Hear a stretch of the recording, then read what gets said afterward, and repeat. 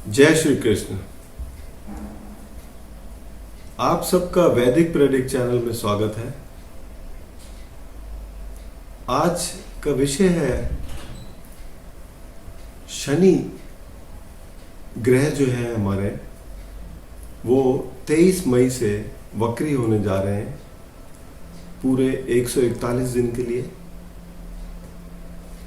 इस पर चर्चा करेंगे और क्या प्रभाव रहेगा अलग अलग राशियों पर, और ये वक्री ग्रह होना क्या होता है इसके ऊपर भी बात करेंगे। इससे पहले कि मैं शुरू करूं, आपसे विनती है कि आप अगर चैनल को सब्सक्राइब नहीं किया तो कृपया सब्सक्राइब करके बेल आइकन ज़रूर दबाएं ताकि आने वाली सब वीडियो का नोटिफिकेशन आप तक पहुंच जाए। और अगर आपको वीडियो पसंद आए तो दोस्तों इसे अपने मित्रों में शेयर ज़रूर करें। धन्यवाद। तो चलिए शुरू करते हैं। शनि का वक्री होना क्या मायने रखता है। देखिए, जब कोई ग्रह वक्री होता है, ये एक हर साल होने वाली प्रक्रिया है। और जब भी शनि की दूरी सूर्य से 270 डिग्री के करीब बढ़ती है, तभी शनि जो है उसकी जो चाल है वो बहुत धीमी होनी शुरू होती है। इसमें देखिए 3 स्टेज होती है। पहला ये कि जब ग्रह पृथ्वी के जब सबसे नज़दीक आता है, तो जब नज़दीक आते हुए ये बड़ा ही इसकी गति बहुत धीमी हो जाती है। और जैसे 23 तारीख से 2-3 दिन पहले ऐसे लगेगा कि जैसे बिल्कुल इसकी गति है ही नहीं, और उसके बाद ये वक्री गति में अपनी रफ्तार लेगा, धीरे धीरे पकड़ेगा। और इस तरीके से इसकी ये 3 स्टेज हो जाती है। पहले ये धीमापन, फिर ठहराव और फिर उसका वक्रीपन। लेकिन इन तीनों में प्रभाव क्या पड़ता है इसके ऊपर भी बात करेंगे। यही सेम चीज जब वक्री का पीरियड इसका खत्म होगा, जैसे 10 अक्टूबर से पहले ये वक्री चलते हुए बहुत धीमे हो जाएगा ग्रह। उसके बाद ऐसे लगेगा कि जैसे बिल्कुल ही स्थिर हो गया है, और फिर अपनी जो आगे की तरफ, जिसको प्रोग्रेसिव उसकी चाल कहेंगे, उसकी तरफ बढ़ेगा। तो दोनों वक्त 3-3 प्रतिक्रियाएं होती हैं इसकी। अब वक्रीपन है क्या? ये बिल्कुल वैसे ही है कि जैसे आप अपनी गाड़ी से निकले और घर से निकले और आपको लगा कि कुछ रह गया है। इसी तरीके से जब ग्रह वक्री होते हैं तो उनके परिणाम भी कुछ अलग तरीके के ही प्रस्तुत होते हैं। कि कुछ चीज़ें तो ऐसी हैं जो आपके पहले करना चाहते थे, नहीं हो पा रही थी, लेकिन अब हो जाती हैं। और कुछ ऐसे हैं जो आप काम कर रहे थे, शायद उसमें कोई त्रुटियां थी जिसको आपको ठीक करना चाहिए। तो इस तरीके के आपके सामने परिस्थितियों को प्रस्तुत करते हैं ग्रह, और आपको इन परिस्थितियों को निपटने के लिए आपको अवगत होना पड़ता है।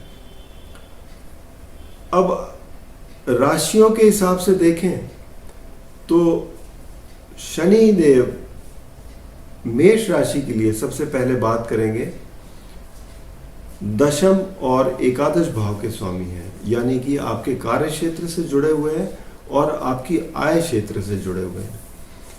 अब जब कार्य क्षेत्र में शनि जब ये धीमे होंगे तो आपके ऐसे लगेगा कि कार्य बहुत ही धीमी गति में हो गए हैं, कुछ आगे नहीं बढ़ पा रहे, और उसके बाद स्थिति ऐसी आ जाएगी कि ऐसा लगेगा कि बिल्कुल काम हो ही नहीं रहा। फिर धीरे धीरे कुछ आपको अपने काम की शैली जो है, काम के तरीके बदलने पड़ सकते हैं। कुछ आपको इस पर ध्यान देना पड़ सकता है कि जिस तरीके से आप काम कर रहे थे उसको बदलने की ज़रूरत है। तो ये ऐसे परिस्थितियां आपके सामने नज़र आएंगी। ऐसे ही आय के भाव में भी कोई अगर आपकी आय रुकी हुई थी तो हो सकता है वो आपकी मिल जाए, और जो कोई आने वाली है वो शायद रुक जाए। तो इस तरीके से ये आपके परिणाम प्रस्तुत करते हैं। वृषभ राशि के लिए देखें, वृषभ राशि के लिए ये एक योग कारक ग्रह है। शनि नवम और दशम भाव के स्वामी हैं और अच्छे ग्रह गिने जाते हैं वृषभ राशि के लिए। लेकिन ये नवम भाव में बैठकर आपके जैसे भाग्य से आपके कार्य बनते जा रहे हैं, लेकिन उसमें कुछ रुकावटें आ जाएंगी। कोई ऐसी परिस्थिति पैदा होगी कि लगेगा कि आपको कुछ और करने की ज़रूरत है, अपने कार्यों की शैली को बदलने की ज़रूरत पड़ेगी। तो ये सब परिस्थितियां आपके सामने आएंगी, लेकिन आपके फिर भी, क्योंकि आपके लिए ग्रह बहुत अच्छे हैं, आपको ये आपकी जो क्षमता है उसमें आपको बढ़ोतरी कराने के लिए, आपके कार्य करने की शैली को सुधार लाने के लिए आपके लिए ये अच्छे माहौल पैदा करेंगे। मिथुन राशि वालों के लिए देखें तो मिथुन राशि वालों के लिए ये अष्टम भाव के स्वामी हैं, और अष्टम भाव जो है एक दुष्ट स्थान गिना जाता है। और यहाँ पर ग्रह का वक्री होना आपको थोड़ा और सतर्क रहने के लिए आपको कहेगा कि आप कोई भी डीलिंग कर रहे हैं, वो पैसे की लेन देन की हो, कार्य क्षेत्र में हो, कोई रुकावटें आ सकती हैं। तो इस तरीके की परिस्थितियां आपको सामने नज़र आएंगी। आपको बड़े ध्यान से चलना पड़ेगा, क्योंकि आपको ज़्यादा सतर्क होने की ज़रूरत रहेगी। कर्क राशि की बात करें तो कर्क राशि के लिए ये सप्तम भाव के में होंगे। सप्तम भाव क्या होता है? आपके रिश्तों का है, पति पत्नी के, व्यवसाय के, या आपके बाहर के जो व्यवसाय से जुड़े हुए जितने भी आपके कॉन्टैक्ट्स हैं वो इसी से देखे जाते हैं। और यहाँ पर जब ग्रह वक्री होंगे तो इसका मतलब ये है कि आपको अपने रिश्तों में कुछ बदलाव सा नज़र आ सकता है। एक दूसरे की तरफ, पति पत्नी एक दूसरे की तरफ कुछ इस तरीके से पेश आए जैसे पहले कभी नहीं हुए, या व्यवसाय में आपको अपने जितने भी व्यवसाय के लिए जो पार्टनर हैं उनके साथ फिर से कोई नेगोशिएशन करने के लिए जाना पड़े, या कोई ऐसी उसके अंदर कोई ऐसी त्रुटि आ जाए जिसको आपको सुधार करने की ज़रूरत पड़े।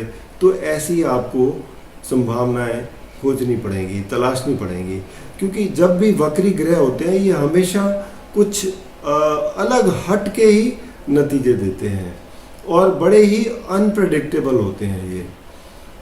उसके बाद अब बात करें सिंह राशि की, तो सिंह राशि के लिए ये छठे भाव में होंगे। अब छठे भाव में यानी ग्रह अगर वक्री हो, जब सीधे चल रहे होते हैं तो आप अपने दुश्मनों पर, अपने जो रोग है या ऋण की स्थिति में सुधार ला सकते हैं। लेकिन जब ग्रह वक्री हो जाए तो आपको यहाँ पर अपने दुश्मन भी आपके मुखर होते नजर आएंगे, और आपको हो सकता है ऋण में या रोगों की जो लड़ने की क्षमता होती है उसमें कहीं कुछ कमी आए। इस बात को आपको नज़रअंदाज नहीं करना चाहिए। आप उसको बड़े ध्यान से देखिए कि आपको क्या करना है और आपको कहाँ कहाँ क्या करने की ज़रूरत है, ये आप बिल्कुल आप समझ पाएंगे। इसके बाद बात करते हैं कन्या राशि की। कन्या राशि के लिए ये पंचम भाव में गोचर होगा, और पंचम भाव में जब शनि वक्री होंगे तो इसका मतलब ये हुआ कि आपको अधिक मेहनत करने की ज़रूरत है। खासकर बच्चों के लिए जो इसमें पढ़ाई में करते हैं काम, उन्हें दोबारा से कई चीज़ें ज़रूरत पड़ सकती है करने की। तो ऐसी परिस्थितियों का सामना ज़रूर उनको सामने आएगा। जो लोग क्रिएटिव फील्ड में हैं उनको हो सकता है कि कुछ लगे कि नहीं, जो पहले किया था वो गलत था, अब दोबारा से कुछ और सोचने की ज़रूरत है। तो इस तरीके की परिस्थितियां सामने आएंगी। तुला राशि वालों के लिए ये चौथे भाव में होगा। अब तुला राशि के लिए वैसे भी शनि बड़े अच्छे माने जाते हैं, लेकिन फिर भी क्योंकि चौथे घर में है तो चौथा घर किससे संबंधित होता है? माँ से होता है, आपके भूमि से होता है और वाहन से होता है। तो जब ग्रह वक्री हो तो इसका मतलब ये है कि आपको थोड़ा ज़्यादा चिंता करनी पड़ेगी। अगर आपको कोई प्रॉपर्टी के मामले में डीलिंग कर रहे हैं, कोई वाहन खरीद रहे हैं, तो भी आपको सोच समझकर थोड़ा चलना पड़ेगा। माता के लिए भी आपको थोड़ा ज़्यादा ध्यान रखना पड़ेगा। इन सब बातों का आप ध्यान रखेंगे तो आपके लिए ये गोचर जो है आपके लिए सही रहेगा। अब बात करें वृश्चिक राशि वालों के लिए, तो वृश्चिक राशि वालों के लिए ये तीसरे घर में होने जा रहा है। तीसरे घर यानी कि पराक्रम का स्थान है, आपकी हिम्मत का स्थान है। और यहाँ पर जब ग्रह वक्री हो तो इसका मतलब ये हुआ कहीं ना कहीं कुछ आपको कमी महसूस हो रही है किसी न किसी कोई काम करने में, तो वो कमी को आपको दूर करना पड़ेगा। क्या तरीके अपनाने हैं ये आपको विचार करके उसके बाद ही आगे बढ़े तो आपके लिए बड़ा अच्छा रहेगा। इसके बाद धनु राशि की बात करें तो धनु राशि वालों के लिए ये दूसरे भाव में हो रहा है। दूसरा भाव धन का होता है, परिवार का होता है।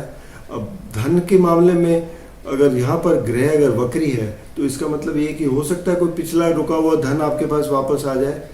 बड़ी जो आप बहुत देर से सोच रहे थे कि ये फंसा हुआ है तो वो हो सकता है निकल आए, और कुछ जो आने वाला है वो हो सकता है कुछ रुक जाए। तो कुछ इस तरीके की परिस्थितियां आपके सामने नजर आएंगी।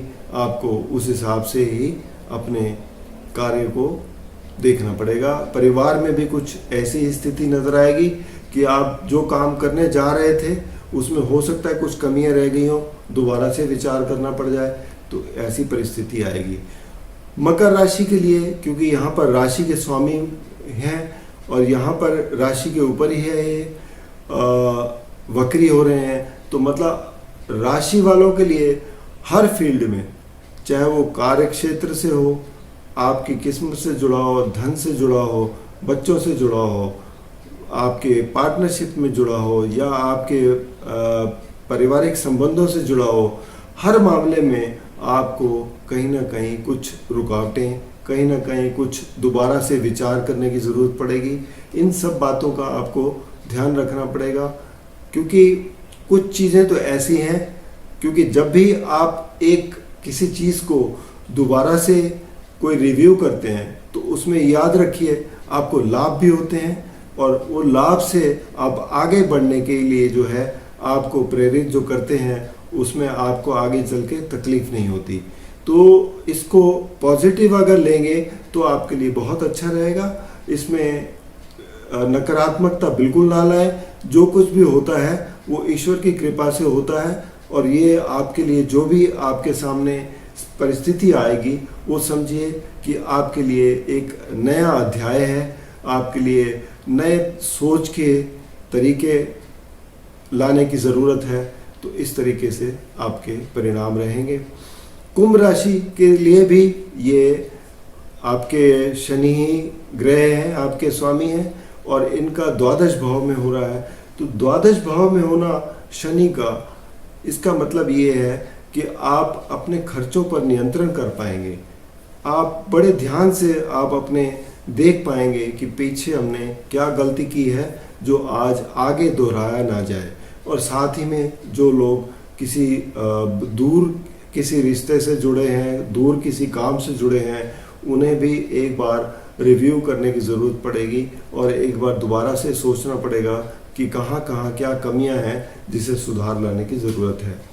इसके बाद मीन राशि की बात करें तो मीन राशि के लिए ये एकादश भाव के स्वामी हैं, और एकादश भाव में यहाँ पर जो ग्रह वक्री हो रहे हैं, इसका मतलब ये है कि आपके लिए यहाँ पर कुछ रुकावटें आ सकती हैं। आपकी इनकम में कुछ ऐसी परिस्थिति आ सकती है कि जो इनकम आपकी बन रही है वो उसमें कहीं रुकावट आ जाए, और कोई जो आप सोच रहे आपने सोची ही नहीं होगी कि जो बहुत पहले फंसी हुई थी इनकम वो आपके पास वापस आ जाए, उसका लाभ भी मिल सकता है। तो दोनों परिस्थितियां आपके सामने प्रस्तुत होती हैं।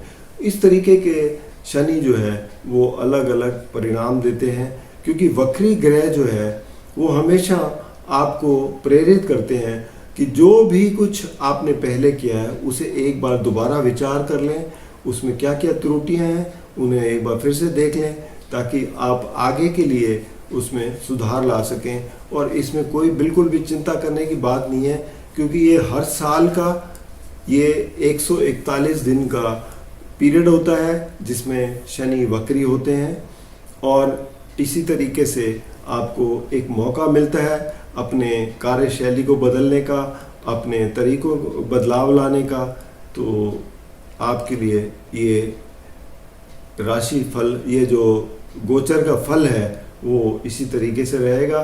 शनि के ज़रूर उपाय ज़रूर करते रहें। हर शनिवार को शाम को पीपल के पेड़ के नीचे सरसों के तेल का दिया जलाकर 108 बार ओम शम शनैश्चराय नमः का जाप करते रहें। ये आपके लिए बहुत ही लाभकारी सिद्ध होगा। धन्यवाद।